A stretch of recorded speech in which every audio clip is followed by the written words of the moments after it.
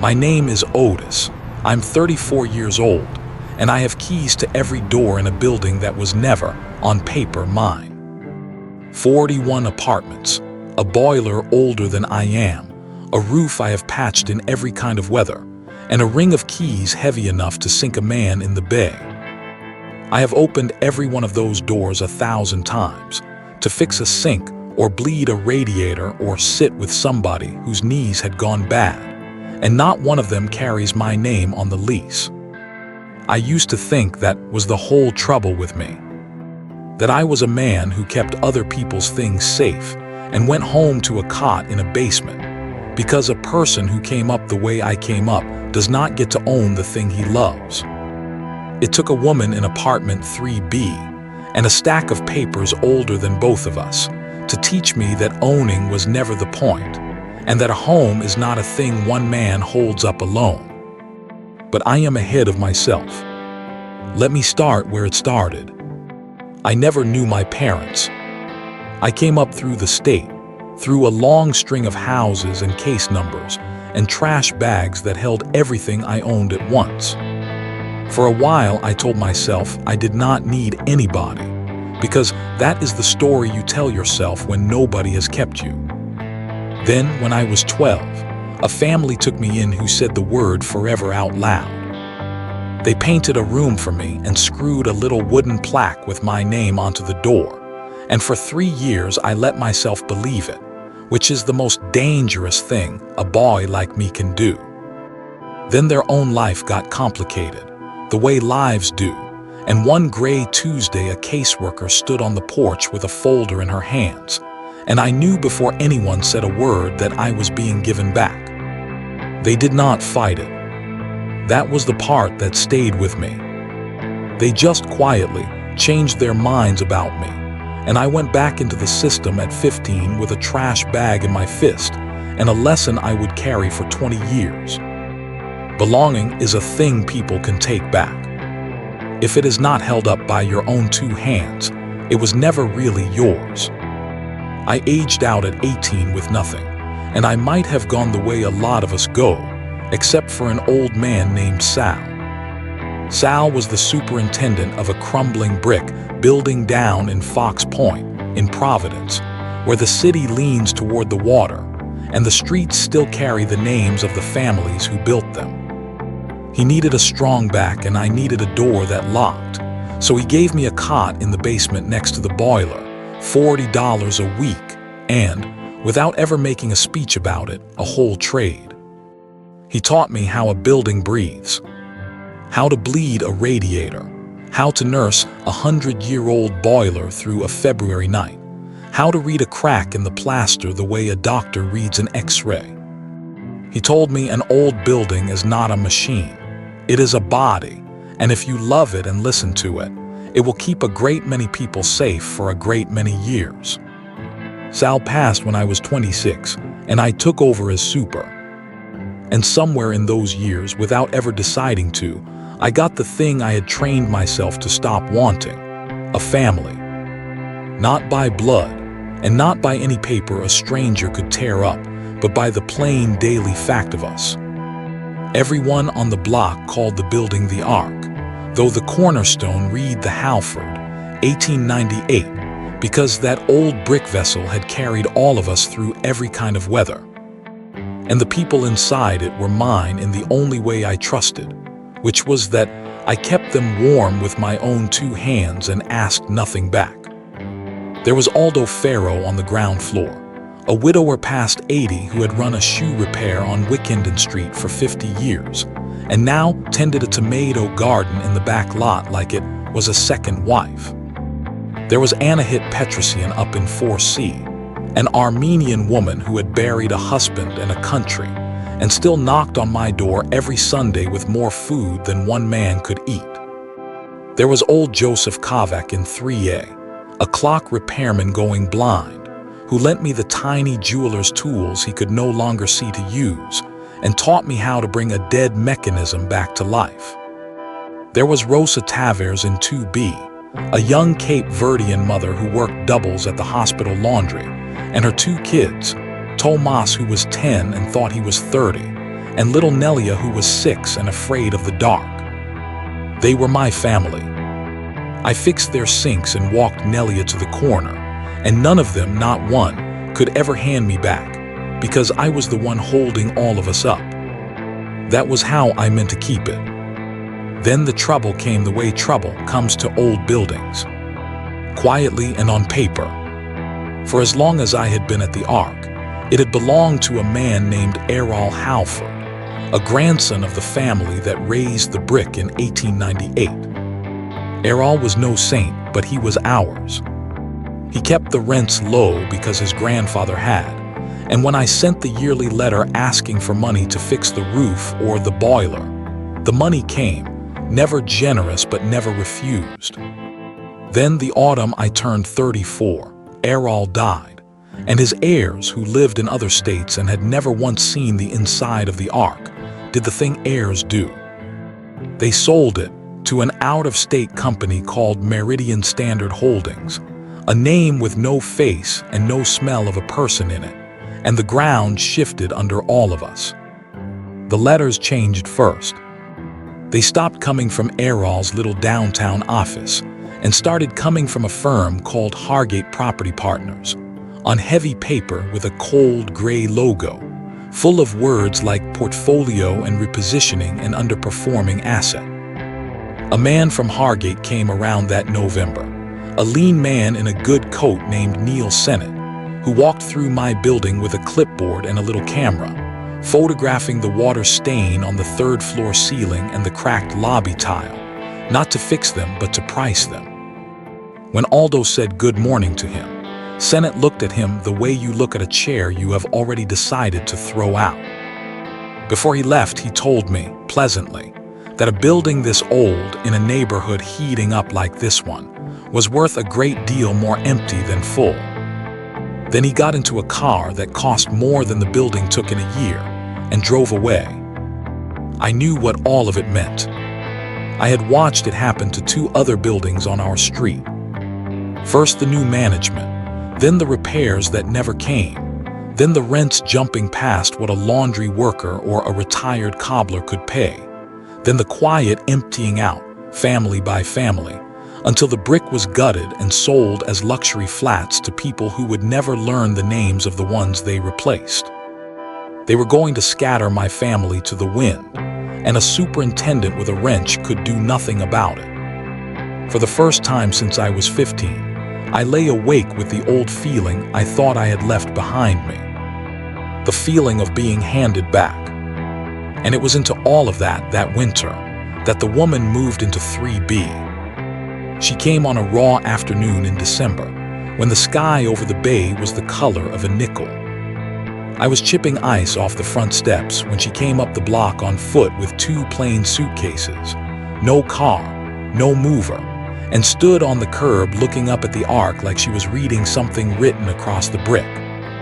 She was maybe 30, in a wool coat that was not new but had been good once, with dark hair pulled back and a stillness about her that I noticed before anything else. She did not have the harried look of most people who came to rent from us. She had a different look, careful, watchful, like a person who had spent a lot of her life reading rooms before she walked into them. She told me her name was Margaret Devlin. She had answered the handwritten card I still put in the corner store window, because Hargate had not yet gotten around to raising the rent on 3B, and it was the last cheap apartment on the block. She said she had just moved back to Providence and needed somewhere quiet and plain, and when I showed her the small rooms and the slanted light, something in her face eased, like she had expected worse. I asked out of habit what she did, and she was quiet a second and then said she used to be a lawyer and that she was taking some time. The way she said it, I did not push. Half the people who come to a building like ours are resting from some version of their old life, and the kindest thing you can do is not ask which one. I did not think much about her that first week, except that she paid on time, kept odd hours, and had more boxes of files than furniture. I had my own worries. Sennett had begun his campaign in earnest, and I was too busy watching my family's roof come apart to wonder much about the quiet woman on the third floor. What I did not know was that the boxes of files were not the wreckage of a career she had quit, but the tools of one she had not been able to put down. I found it out slowly, the way you find out anything true about a careful person. She stayed, and she did the thing I had never once seen a newcomer do. She learned us. Within a month, she was carrying plates down to Aldo, who ate alone every night since his wife passed, sitting with Anahit, who was lonely in a language nobody else spoke, and minding Rosa's kids on the evening she got called into a double. And she asked questions. Gentle ones. How long had Aldo lived here? Had anyone kept the old letters from the last owner? I told myself she was just kind, and I was so grateful not to be carrying the building alone in my own head that I did not stop to ask why a stranger would take such careful notes on other people's leases. She asked me a question that first month that I have turned over many times since. I was up on a ladder in the third-floor hall changing a bulb, and she looked at the water-stained Senate had photographed and asked me, careful, why I bothered. Why I nursed a building everyone could see was on its way down, when a man with my hands could work anywhere and make real money. She did not ask it cruelly. She asked it like she truly wanted the answer. I came down off the ladder and told her the truth, because I was too tired that winter to give her anything else. I said, this building is the one family I have that cannot hand me back. Every person under this roof stays because I hold it up, and as long as I hold it up, nobody gets to change their mind about me. She went very still, and something crossed her face that I did not have a name for then, close to sadness and close to recognition at once. She said, quiet, that holding a thing up alone was the most tiring way there was to love it, and that a roof one man holds by himself is a roof that falls the day somebody breaks that man. I did not know what to say, so I said nothing, and she nodded and went into 3B and shut the door. I did not know I had just described to her, out loud, the exact thing she had come to Fox Point to change.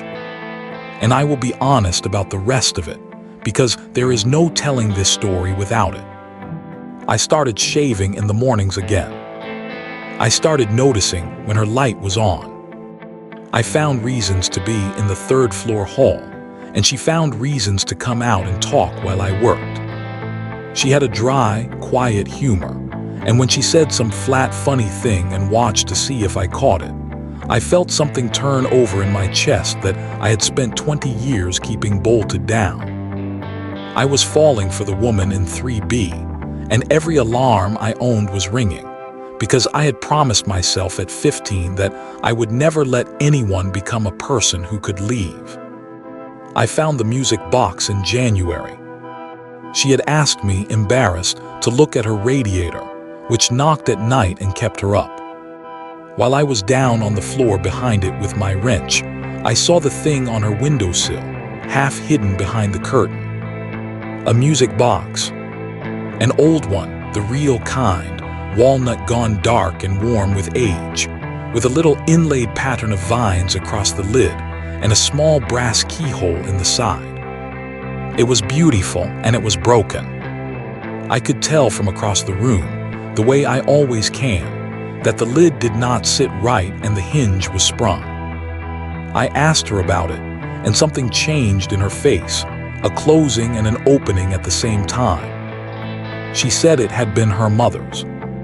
Her mother had died when she was 9, and this was the one thing she had kept, the one thing she had carried through every apartment and every year since. It had played a little tune once, a waltz her mother used to hum to her at night, but it had stopped long ago, and she had never trusted anyone to open it, because if they broke it worse, she would lose the last of the sound of her mother.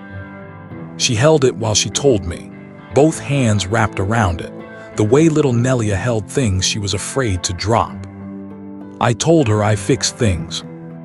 I told her it was the one thing I had ever been good at, that I had a nearly blind clockmaker 2 floors up who had taught me the insides of small, delicate mechanisms, and that if she trusted me with it, I would not open it until I understood it, and I would not force a single part. She looked at me a long moment, and then she set her mother's music box into my hands like she was handing me something alive, and she said, "Please." Just that, please.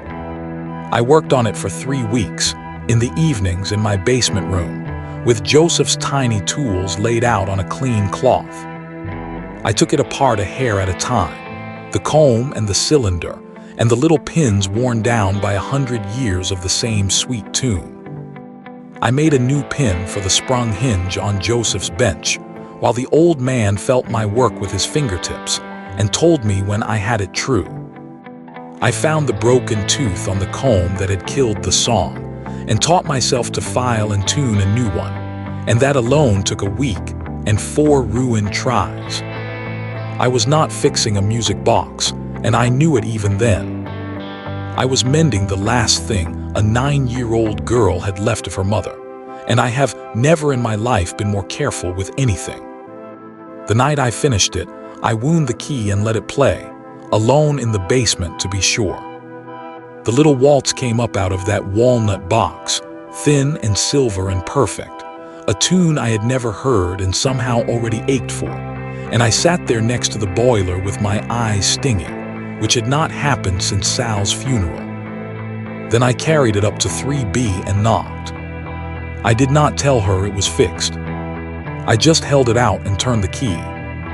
And when the first notes lifted into the hall, Margaret put her hand over her mouth, and her eyes filled, and she reached for the box like it might vanish, and held it against her chest, and let the whole little waltz play out standing in her doorway with the tears running down. When it wound down, she looked up at me and said, "You fixed the only thing I kept." She said it again, quieter, like she could not quite believe it. "You fixed the only thing I kept." I would have filed 1,000 tiny teeth just to watch her face do that one more time.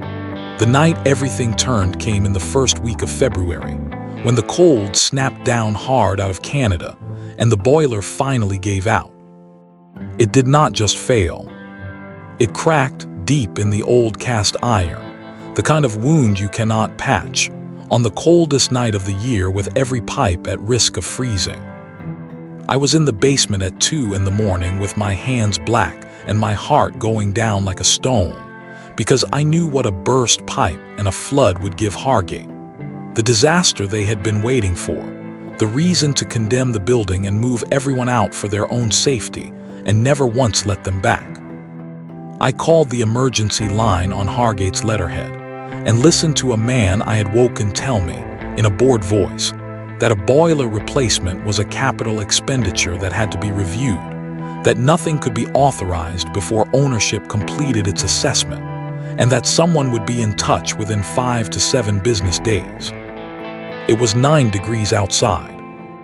I hung up, and for 1 black minute I did the only thing I knew how to do, which was decide to carry it alone, nurse the pipes and hold the building up with my own 2 hands until morning, and let nobody see how scared I was. And then Margaret came down the basement stairs in her coat over her night clothes, because she had heard me on the phone through the air shaft, and she looked at the cracked boiler and looked at me, and she did the thing that changed my whole life. She did not offer to help me carry it. She told me to put it down. Not the boiler. The whole way I had lived. She said, "Otis, you cannot hold this one up by yourself, and you were never supposed to. Go wake them up. All of them." And I did, because I did not have a better idea, and because some part of me was so tired of being the only one awake. I knocked on doors. We got everyone down into the wide old lobby, where the last warmth in the building would pool. Aldo brought down every blanket he had, and a jug of homemade wine. Anna had produced an enormous pot of lamb and barley, and had it hot within the hour, feeding people at 2 in the morning, because that was the only way she knew to be useful. Joseph sat wrapped like a mummy telling the children slow stories in his heavy accent. And in the middle of it, little Nelia caught the fear in the room the way small children do, and she started to cry.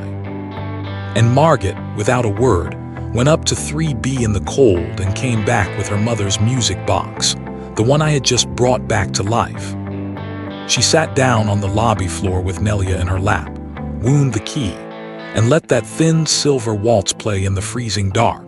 And the child went quiet and leaned into her, and the whole exhausted room settled and listened to a 100-year-old tune fill a lobby that a company 3 states away had already decided to empty. I thought that was the whole of it, that we would shiver till dawn and the fight would go on being mine to lose. But Margaret was not done. When the waltz wound down and the children slept, she stayed on that lobby floor and began, quietly, to talk. She asked Aldo how much his rent had gone up since Hargate took over. She asked Anahit whether her heat had failed last winter too. She asked Rosa if she had kept the letter that promised the repairs were coming. And one by one, in the middle of the night, my neighbors started telling their small, furious stories, and Margaret listened to everyone like it was evidence, because to her it was.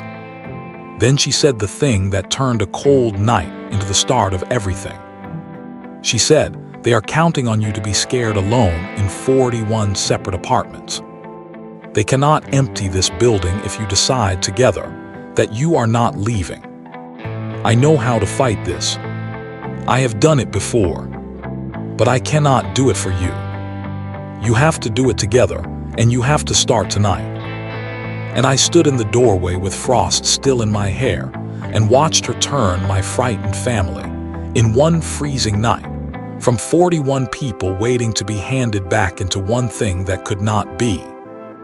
That was the night I learned what Margaret had really carried into 3B in those boxes. She was not a lawyer resting from the law.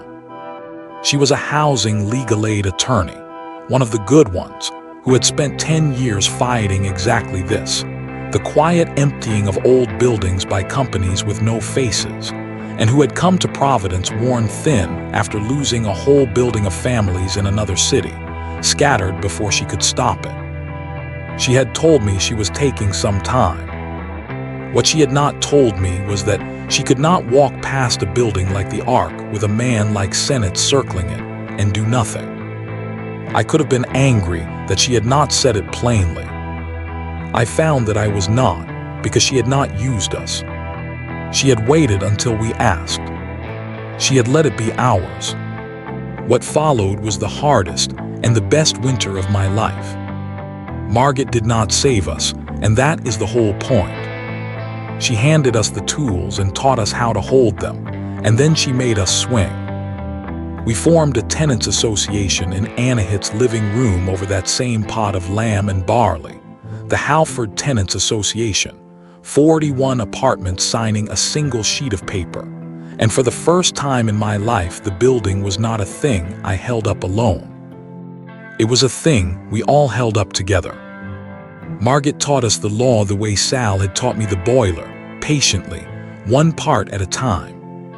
She told us that a landlord in Rhode Island cannot simply throw out a building full of people because the units are worth more empty, and that the fastest way to lose is for everybody to panic and sign the relocation papers alone in their own kitchens. She showed us that Hargate had made a mistake when they refused to fix the boiler, because the law says a home must be fit to live in, and a landlord who lets the heat die in a New England February has broken the deal first. So she set up an escrow account, and instead of paying our rent to Hargate, we paid it, on time, into that account, with a letter that said we would pay every cent the day the heat and the roof and the safety were made right, and not one day before. It drove Sennett to distraction, because you cannot evict people for not paying when they are paying, in front of the whole city, and it is your own broken boiler that put the money there. And Margaret went into the records. That was the part that turned a hard fight into a winnable one. She spent her days in the basement of City Hall and the Registry of Deeds, in the land records, the old ones nobody reads, chasing a hunch she had carried since the night she asked whether anyone had kept the old letters. She came back one evening in March with her face lit like I had not seen it, and spread a photocopy across my workbench next to the music box, a document from 1979, recorded and stamped and forgotten, and she put her finger on it and said, "They never knew this was here."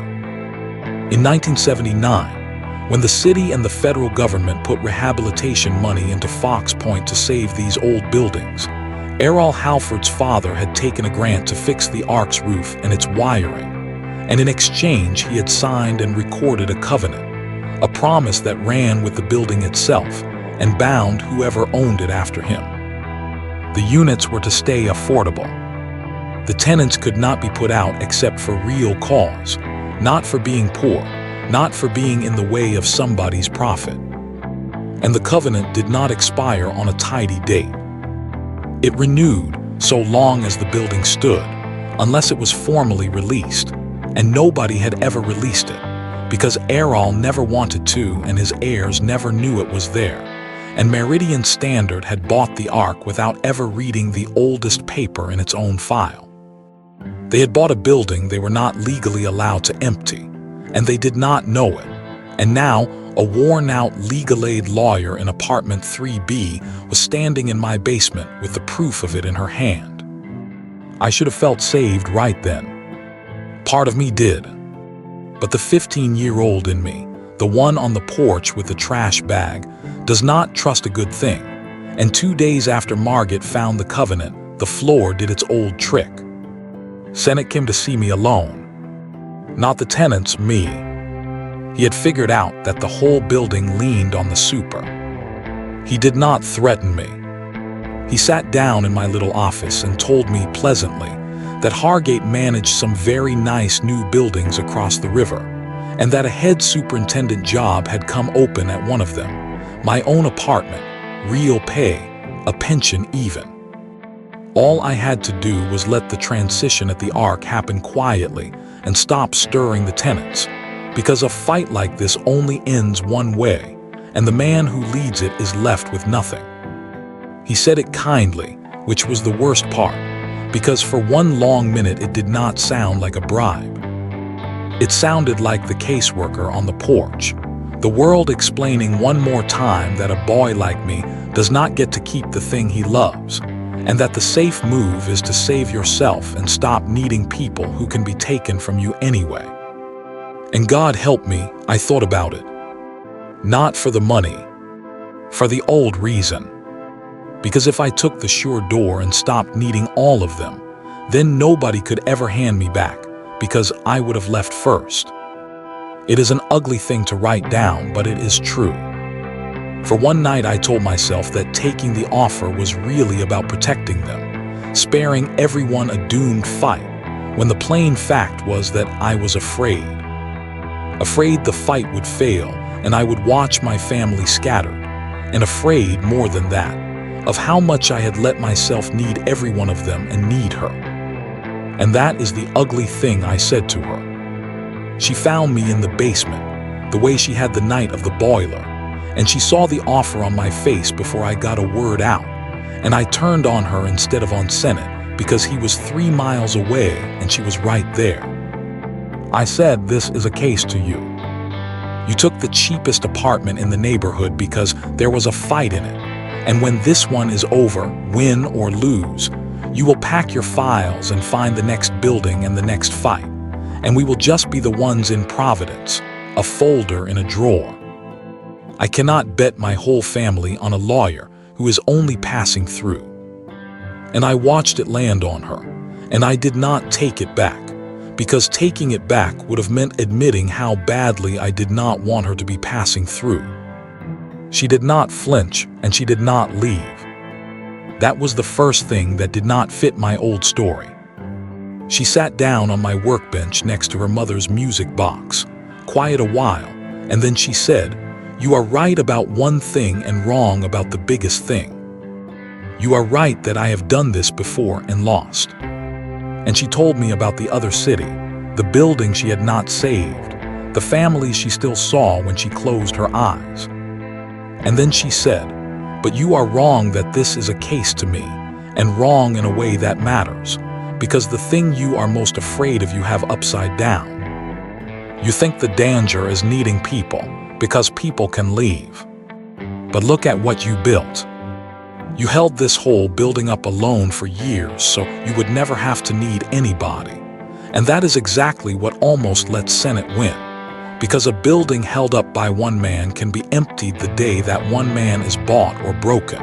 And he came down here tonight to buy you, and he nearly did. A home held up by one person is the easiest thing in the world to take. A home held up by everyone, out loud together on paper, cannot be handed back because it does not wait on any one person's permission. Not even mine." And then she said the thing I have kept. She said, "I am not passing through. I took the permanent job at the housing clinic downtown last week, and I gave up the lease I still had in the other city. And the reason is not the covenant, and it is not the case. The reason is a man who spent 3 weeks mending a broken box so a stranger could hear her dead mother again, and never once asked what he would get for it." She put her hand over mine on the bench, next to the music box, and said, "You are not a folder in my drawer, Otis. You are the reason I am staying. But I need you to do the hardest thing you have ever done, which is to stop trying to save everyone by yourself, and let us save each other." I did not take Senate's offer. I told him no in the lobby, in front of the tenants, which Margaret said mattered, that the whole building needed to see the super refuse. And then I did the harder thing, the thing that went against 20 years of how I had kept myself safe. I let them carry it too. I let Aldo speak for us to the reporter Margaret brought in, an old cobbler talking about 50 years on Wickenden Street, and it did more than any lawyer could have. I let Anna hit cook for the meetings, and let Rosa, who was shy, learn to stand up and count the votes, and I let the whole building hold up the whole building, and I found, slowly, that the roof did not fall. It held better than it ever had when I held it alone. The end of it did not come with a gavel or a grand scene. It came the way these things really come, which is a company doing arithmetic. Meridian Standards lawyers read the 1979 covenant Margaret had pulled out of the land records, and understood they had bought a building they could not legally empty. The city, prodded by our complaints and our escrow, and a reporter asking uncomfortable questions, cited Hargate for the very violations they had tried to use against us, the dead boiler chief among them. Our rent sat safe and growing in escrow, proof to any judge that we were tenants in good faith, and Hargate was the one who had broken the deal. And 41 families were not panicking and not scattering and not signing anything alone in their kitchens, because they were not alone anymore. Senate's whole plan had rested on our fear, and we had, together, simply stopped being afraid. So Meridian did the arithmetic and folded, the way a company folds quietly in a letter. They did not want a long public fight over an old covenant they should have caught, against organized tenants and a city and a reporter, for a building that covenant would keep from ever being the profit they had counted on. They wanted out. And that was the opening Margaret had been steering us toward the whole time. She had already brought in a community land trust, a non-profit that buys old buildings and holds them so they can never be flipped again, governed by the people who actually live in them. With the covenant making the ark worth little to a flipper and everything to us, the trust bought the building, and the tenants, my family, became the ones who would govern it. Not one owner. All of us. A board with Aldo on it, and Rosa, and a seat that rotates, and rules we wrote ourselves so that no Meridian and no Hargate could ever do this to anybody again. We did not win because a hero owned the building. We won because 41 frightened people decided to stop being frightened one at a time. Senate cleared out his files and Hargate lost the management contract, and I never saw the lean man in the good coat again. The new boiler went in that spring, paid for out of the trust the neighborhood had built, and I stood next to the crew while they set it. And for once I was not the only one in the building who knew where the shutoffs were, because Margaret had made me teach a class on it. So the knowledge, like everything else now, would not rest on one man alone. That was 2 years ago. Margaret never fully moved out of 3B, though these days more of her things are down in what used to be just my basement room, and the music box lives on a shelf I built for it where the afternoon light comes across the workbench. She runs a tenant clinic out of a storefront 6 blocks over, and some nights she comes home late and tired in the good way, the way of a person who did not lose that day, and we sit in the lobby we all own now, under the string lights Tomas hung, and somebody wins the box, and it is not a sad tune anymore. Aldo still tends his tomatoes, only now the lot belongs to the trust, which is to say it belongs to him as much as anyone, and no lean man with a camera will ever price it again. Joseph, God rest him, lived to see the trust papers signed and put his blind man's signature on the founding sheet with the rest of us, and we buried him from the lobby, and the box played him out. Nelia is 8 now and not afraid of the dark, and she knows the waltz by heart. Margaret and I are together. In the plain daily way I trust more than any word said out loud. We are not in a hurry to make it a ceremony, though I think we will, someday, in the tomato garden, with Anahit's food on long tables. What I know for certain is that she is not passing through, and neither am I, and neither is anybody else under this roof, because we made it so that none of us can be together on paper, in a covenant of our own writing that no company 3 states away will ever undo. I have keys to every door in this building still. The difference is that now, at last, one of the leases has my name on it, and 40 other names beside it, and none of us is holding the roof up alone. I have thought a great deal these 2 years about the boy on the porch with the trash bag, and the lesson that has taken me the rest of my life to unlearn. I believed belonging was a thing you had to hold up alone, with your own 2 hands, and never need anybody for, because anyone who could choose you could just as easily change their mind. I was wrong, and it took a worn-out lawyer with a broken music box to show me how wrong. A roof one man holds up by himself is not strength. It is just a locked door with a lonely man behind it, and it comes down the first day the world buys him or breaks him. Real belonging is the other thing, the thing I was most afraid of. It is a room full of people deciding, out loud and together, that nobody in it gets left behind, and writing it down and meaning it, so that it no longer depends on any one person staying good or staying strong or staying at all. My whole life I wanted a family that could not hand me back. It turned out the only way to get one was to stop trying to hold them all up by myself and let them hold me up too. Would you fight an eviction for neighbors who became your only family?